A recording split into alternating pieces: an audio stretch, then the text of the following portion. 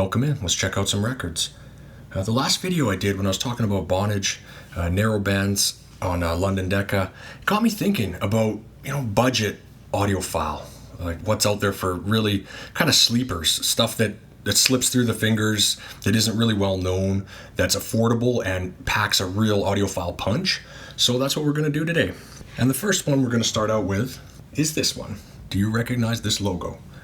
This logo basically signifies great quality at an affordable price. And what it is it's Musical Heritage Society.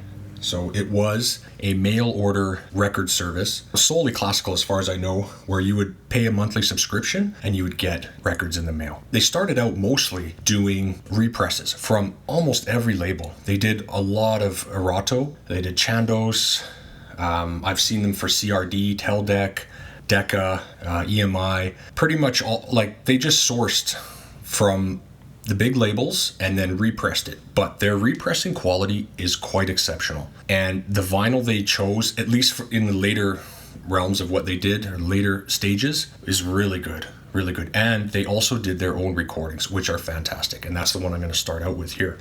As they got into their later stage, the labels are this dark green with gray text. These are the ones that I personally get excited about. The represses and the original pressings. So this is an original pressing, Docchiani and Martinu, and this is the Andai music. They're doing Serenade in C major and also quartet for oboe, violin, cello, and piano, and 3 madrigals for violin and viola. Stunning, exquisite. You feel like you're there. The recording technique is beautiful. Then right down to the mastering and the cutting, dead quiet. Vinyl, as in nothing, zero. I believe it's 1981 pressing, produced by Max Wilcock, engineer Ray Hall. Congratulations. I mean, they're so good. It was recorded in 79 and it released in 81. Yeah, you really have to hear it to believe it. It's definitely one of the standout Musical Heritage Society discs I have, and it costs almost nothing right there. This won't be priced high in a record store or even online, but it is absolutely audiophile grade. Wonderful, just wonderful quartets. Really, really good. Yeah, there's also piano and a clarinet in it also. It's just wonderful. And I forgot to mention, guys, let me know in the comments. I will be watching them with great interest and responding. What did you find? What was out there that wasn't supposed to sound good or was super cheap with a ridiculous cover and, just knocked your socks off? That kind of stuff, yeah, I get excited about that. So do let me know in the comments. Also, I'm not sure if I mentioned, but all of the discs in this set were purchased for like $1 or less per disc, maybe $2, but definitely very accessible. And it wasn't just like a lucky find that they were that cheap. They are cheap discs, but the sound is incredible and I love that stuff. So anyway, let's continue. So here's also another original recording from Musical Heritage Society. This is older. I cannot get a date on it, but I'm guessing from the label, I would say early 70s.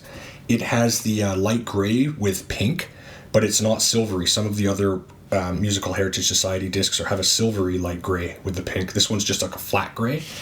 And this is the Unforgettables, music by Braga, Brahms, Dvorak, a whole bunch. Okay, I'll just let you read that there. It's the Andreas Trio. Now, when I first heard this, I thought, well, it has great sound, but the performance wasn't hitting me the right way. And still, it's you have to really accept the performance. It sort of has like a ragtimey feel to a lot of the pieces, kind of bluesy kind of swing to it, not traditional, upright classical, and that's fine. But I guess my grievance with it is it sounds very audiophile-y, yes. You can feel the different instruments really well, but I feel like it's too close mic'd and they just messed with the actual mixing a bit too much to where it just sounds unnatural. I would rather just, 2 microphones back up a little bit, like let's just hear it.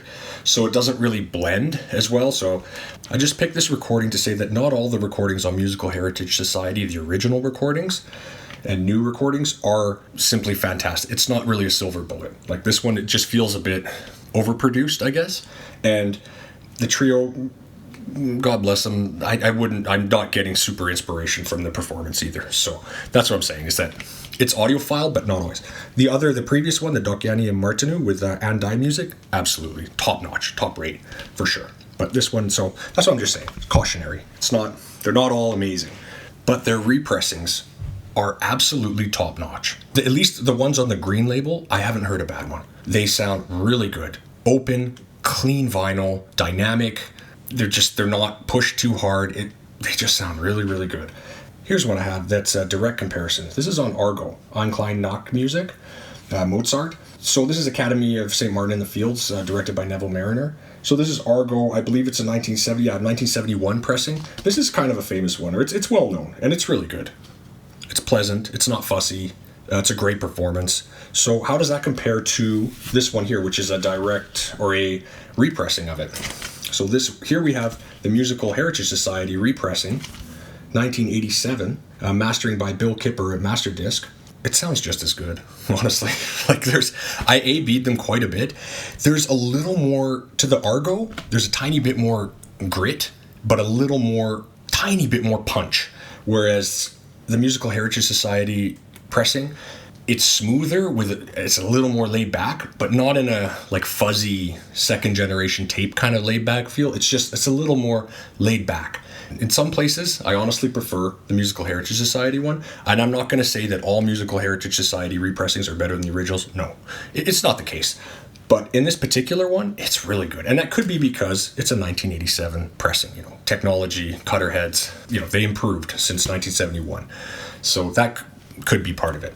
The other ones, like a lot of the Erato ones, I feel are definitely a bit more laid back. And it's sometimes for Erato, when I'm listening to a Musical Heritage Society repressing of an Erato, I kind of like it in more of a relaxed way. It's not quite as vibrant, but sometimes the Eratos have a little bit of edginess to the upper registers, and that sort of smoothed the way a little bit, possibly because it is a repressing. So, but they're always really, really good. So that's good. Here's an older Musical Heritage Society repressing. Francis Couperin, Les Nations, J.F. Pilliard Chamber Orchestra under Jean-Francois Pilliard is the conductor. This is a repressing of a 1968 disc by Erato. I can't quite get the date on this one, but I would assume it's not far after. It has the light gray, silvery light gray label with the pink, and it's quite good. Absolutely good.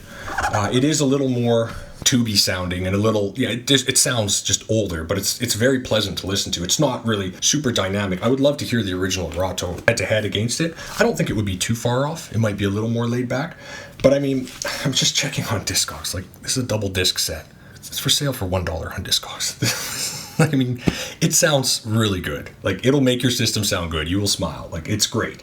So Musical Heritage Society, big win on this one. Absolutely. Yeah, I mean, I have a bunch of Musical Heritage Society discs, so I don't know if I just want to rattle off a whole bunch. There's kind of no point, but you get the point. But there is one that's absolutely exemplary and shocking to me, actually. This here, Johann Nepomuk Hummel, Piano Concerto in A minor and Piano Concerto in B minor. This is Stephen Hugh on piano with English Chamber Orchestra and Bryden Thompson as the conductor. I mean, look at the cover. Before we even get into it, like, you're a record store owner. You see this, this comes in. It's in mint condition probably because people didn't play them that much or they really took care of them. Like, where does it go? Okay, that's going, like, if they have a dollar bin, that's where it's going to go, or it's going to be no more than $5. This disc, even though it's digital, is incredible sounding. And it's direct metal mastered. It's shocking. Firstly, the first thing that shocked me about it, in 3 ways it shocked me. Hummel, like, he's so underrated. This is such a wonderful piece of music. He's like, if you haven't heard of him, you've got to check him out. In fact, I think I believe there's YouTube. I will link to it of the Piano Concerto in B on here. So I'll link to it. He's makes great music, and the Piano Concerto is just fabulous. So Hummel's great. He's kind of like Mozart, Mendelssohn. People say he sounds like Chopin a lot, but I hear more Mendelssohn and Mozart personally, but very bright, open kind of feel. And yeah, the sound on this is just, like, even though it's digital, is really fantastic. It's one of the best digital discs that I own, hands down, without a doubt. I was actually trying to reach out to the engineer, Trig Triggerson. I can't find his contact because I really wanted to know. I know it's ridiculous, but you probably wouldn't. But I wanted to know if it was SoundStream, which is a different digital recording medium that was used in the early days that went up to 50 kilohertz instead of PCM 44.1, and it just sounded better. Telarc used it because that's what I thought, is that if you listen to a lot of Telarc discs, they have that convincing, not on all of them, but in their Soundstream discs, it almost sounds like analog, and this is one of those. Like, I really have to say that if it was playing in the background or just on speakers anyway, I really don't know if I would say, hey, that's a digital disc. I just don't think so. It sounds so good. It's punchy. It's very, very well balanced. The separation of the instruments is quite good. The symphonic waves, which there's a lot of with hum, they just kind of roll over you in a beautiful way. So you get a really realistic feel of it. And this is I believe this is an original Musical Heritage Society recording. Bill Kipper, Master Disc, did the mastering. Another thing that's absolutely surprising for this particular disc is the timings, the amount of time on each side. Side 1 has 30 minutes, and it sounds really open and dynamic. And side 2, which, to be fair, I hadn't listened to as much as side 1 and didn't really notice even still, 35 minutes and 59 seconds, so 36 minutes. That's incredible. And look at all the dead wax. There's still a lot. It doesn't even go to the groove at all. And I believe that would be a direct result. One of the good things about digital on vinyl would be that they must be using a digital delay look ahead, where the music is being played through or being played straight, and the actual pressing goes through a delay line. So then it can anticipate the big moments and if it's going to need more space for the grooves or not, because that's the only way I could ever think of this. If you just set it and forget it, there's no way you'd get even 30 minutes with this kind of dynamic music. It is quite dynamic, this disc. So anyway, I'll leave it there for Musical Heritage Society. Yeah, there's a lot to explore there. Really great stuff. Their repressings are great and their original recordings are great. So awesome. I should mention too, I don't buy these discs indiscriminately. There are some Musical Heritage Society versions that I haven't had good luck with. And that's these ones here. I'll just show the labels because it doesn't really matter what the piece is. These dark blue, and at the bottom they say pressed by Columbia Special Products. Well, yeah, they don't sound very special to me. They're okay if you really like the music, but they're, the dark green ones are really much better. The same style, but these are mid-red. Again, at the bottom they say pressed by Columbia Special Products. Here's a Tellman one. No, this doesn't sound very good. So I don't know what's happening at Columbia. I did hear that they pressed at Columbia in their earlier days. Here's one that's just okay. I would take a look at it, but definitely would probably want to listen to it first. The OR series. It's older. I can't get a date on it. This one here is Joseph Haydn. Ernst Meyersendorfer conducting the Vienna Chamber Orchestra. This is the complete symphonies. Yeah, number 88 and 89. It's pretty good. It's not fantastic, like jaw-dropping audiophile, but it's a good listen. So these ones, these light gray with blue, I'd say if you can listen to before, don't expect fireworks, but decent. So anyway, that should wrap it up for Musical Heritage Society. Okay, we can't do a sleeper budget audiophile expose without showing this baby. Festival of Light Classical Music, Reader's Digest RCA. Hilarious, yeah, laugh it up. And you'll probably find these at the bottom pile of a thrift store, kind of kicked to the side, and you can get them for dirt cheap. But what they are, they're RCA living stereos from the early 60s. That's what they are. They recorded, I think, most of, or if not all, Kenneth Wilkinson, Kingsway Hall, the Decca recording team. This is early living stereo. Mic'd very simply, just like two mics back, where the conductor would be. Wonderful sound. There's definitely a noise floor for sure. So I'd recommend speakers and not so much headphones. You may find some super quiet ones. I haven't really. And take your time. If you find one that's mono, you'll see a lot that are mono. Take your time to find a good stereo one in good condition, because once you recognize the covers, you'll see a lot of them. You will want the ones that say cyclonic sound, which are, well, I would say, unless you really want mono, you might as well get the stereos for these. And the music itself, it says, okay, Festival of Light Classical, but there's all sorts of classical in here. We've got Offenbach, Wagner, Brahms, there's Danse Macabre from Saint-Saëns. There's a lot of stuff here. Borodin, Prince Igor. So it's not just like super fluffy, lightweight Sunday afternoon stuff. There's serious classical music here, done by conductors that are quite good, quite competent. I haven't heard any on here that are anything suspect at all from the orchestra or the conductor. They sound very good, although they are slightly less known, I guess, in the realm of conductors from that time, but still quite good. I mean, René Leibowitz is great. Also, Alexander Gibson conducting the New Symphony Orchestra of London. Very good.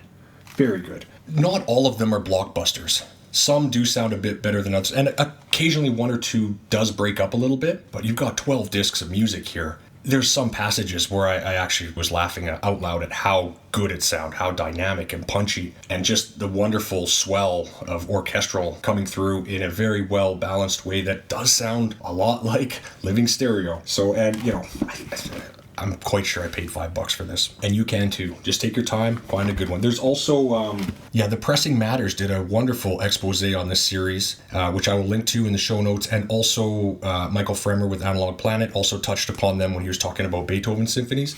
Here's this one that he was mentioning, and I think is quite good.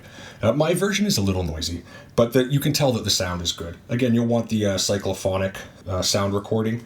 Try to get a US pressing. If you can, you could check if you really have a lot to choose from, you can check the dead wax and look across from the matrix number to find, there should be a letter there. It'll either be an I, an R, or an H. You'll probably want the I if you can, which is Indianapolis. R is for Rockaway, and H is for Hollywood, which is probably the least desirable. Although, I don't know if it would really stop me. If they're in really good condition, I'd still get anyone that's in good condition. You'll want American pressing, though. But this is great. This one, René Leibowitz, 9 Symphonies of Beethoven, quite good. There are more in that series, and I would say if it's an early 60s RCA that has, that logo with the lightning bolt in it in the bottom, and it's American, I think it'd be worth a check. You're not going to pay a lot, and great sound. If you were to see this in the record bins or on the shelves, would you pass it by? I think I probably would a couple years ago. I mean, it just looks silly. Victoria, what's going on? There's a lamb here. This is not good. Pass, right? No, don't pass. This is an incredible disc. Pure audiophile. It's an early Vox. Montreal Bach Choir, George Little director. Just absolutely stunning choral. Wonderful recording venue. Montreal Bach Choir, I don't know if they have a high prestige, but they just rocked it. They sound such great harmony, such confidence, and such a great unstressed tone. I don't know the viewers if you guys are even into choral at all. I certainly wasn't in my classical journey. I didn't hate it, but I didn't want to hear it at all. Even Mahler symphonies, the singing, I wouldn't like that. And then it crept in. So if you're in that stage and you're thinking, oh, maybe I should have some choral, which you absolutely should, because the thing about choral too is that on disc, on CD or digital, it breaks up. It doesn't sound right. Like you can't feel it the way you can feel it on vinyl. Something in the conversion, it gets lost, especially when different harmonies and let's say 3 sopranos are singing at the same time. Well, all their voices are a little bit different. And that difference, which sounds wonderful in person, in digital, it sounds grainy and crappy and small, and it sounds like it's kind of distorting. And that's not what's happening on this disc. It's an early Vox. It's the purple stereo Vox, which I definitely look out for these. And they're not expensive, most of them. Yeah, in this particular recording, it's such an experience. It's all in Latin, so, even if you're not really into the religious connotations of it, it's Missa Alma Redemptoris. But if you've ever feel like the world is kind of like just getting nasty and just depressing, put this on. You're just being vocally embraced by your fellow humans. The spread is so right. It's just such a good sounding disc. It's one, like, definitely top 5 of choral that I have. Not that I have a huge amount, but I have some. I definitely have some. And this is just a knockout one. So don't sleep. Vox, for sure. Let's do a couple Vox here, since we're rolling with Vox. Okay, this is the disc that opened my eyes to Vox. Whereas before I was passing on them, sadly to say, I think I actually gave a whole bunch away. But this disc is just wonderful. Guillermo Noves on piano doing Chopin, Piano Concerto No. 1. Bamberg Symphony Orchestra and Jonel Perlia conducting. It's so natural. It's so nice. It's just such a pleasant recording. Very well done. It's on the pure purple Vox style here. These are almost all the ones that I've got from this series. I'm not saying they're super high-end audiophile. This one is, but the other ones, at least they're balanced. They're not fussy in any way. This one has incredible spectrum, like great bass, something you'd feel on a narrowband London Decca. It's just so good. And a strange thing though, I gotta say, for quality control, on side one, about a minute and a half or 2 minutes in, it sounds okay, but then somehow it switches over to sounding really good, and I think the tape was misaligned, maybe? Like the master tape, something happened there. And it's a little strange. It's very rare to hear that. But anyway, the rest of the side is so good. And I must confess, such a rookie mistake. I had a really heavy record weight on this a couple months ago, and I just picked it up not thinking about anything. I picked it up about 2 or 3 inches off of the disc, and I let go of it, and it rolled sideways off the side B and left a big mark that clicks, and it's, so yeah. Butterfingers, rookie mistake, ridiculous. That's the only time I think I've ever actually damaged a disc. I'm usually quite good with them, but it just happened so fast, and it was like, okay, there's nothing I can do about that. Yeah, that won't buff out. But anyway, wonderful, wonderful disc. Okay, so here's another Vox. So Vox has a couple different variations. There's Vox, like stereo Vox, normal Vox, then there's Vox turnabout, and then there's Canide or Sanide. I'm not sure how you say it. Vox Sanide, that's their budget label. I don't know if Vox Turnabout is their budget or not. I really don't know what the difference between normal Vox and this Vox is. But long story short, this is a wonderful, wonderful disc. Their chamber stuff on the Musica Intima, pretty much every one that I've got has been quite affordable and really well done. This is on very dark purple with the beige text, and it has an oval on it, but the oval is sort of, or the center ring is oblong, so when it spins it looks kind of, I don't know, cool, like an egg or something. But these ones are usually quite good. A different series, definitely a brighter sound, more detailed than the purple ones, or the other purple ones that I was just talking about for that Chopin. But just, yeah, a really great disc. Sorry, I should say what it is. It's Weber and Dusick, trios for flute, cello, and piano. We got Pittsburgh Musica Viva Trio, Bernard Goldberg on flute, Thea Salzman cello, and Harry Franklin piano. And this one, it says it was recorded with Dolby signal to noise stretcher. Okay, well, it sounds very natural. It's not lacking in any way. It is. I have found that this particular purple label one with the oval, they are a little brighter, definitely. Like, you give a little bass boost and it sounds perfect. And also, don't know if I'll have time to get into them here, but these particular purple ones, you'll find a lot of them are quadraphonic and very good. And also a lot of them have Mark Arbor as engineer. I don't know about this one. It doesn't say who engineered this one, but a lot of them do have that. And he's a very well-regarded engineer and worked a lot for Vox, definitely. So look out for those. And usually the quadraphonic ones sound great. Not all of them, but a lot of them. And they're, like, I guess their budget, like, they're not expensive. They don't have prestige at all, but there's some fantastic stuff on there. Well, another Vox budget bombshell. Wow, yeah, I just was trying to I knew this was a great disc, and as soon as I dropped the needle, there's no way I could pick it up until the disc was done.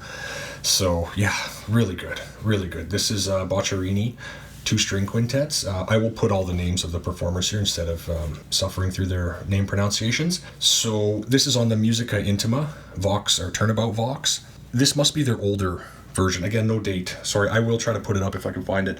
But this is the green with silver, which you'll see. And the vinyl is stouter than the previous purple ones, and it does have a more laid back sound. It's less, it might be tube, but it definitely, it has an incredible presence. Great recording technique too.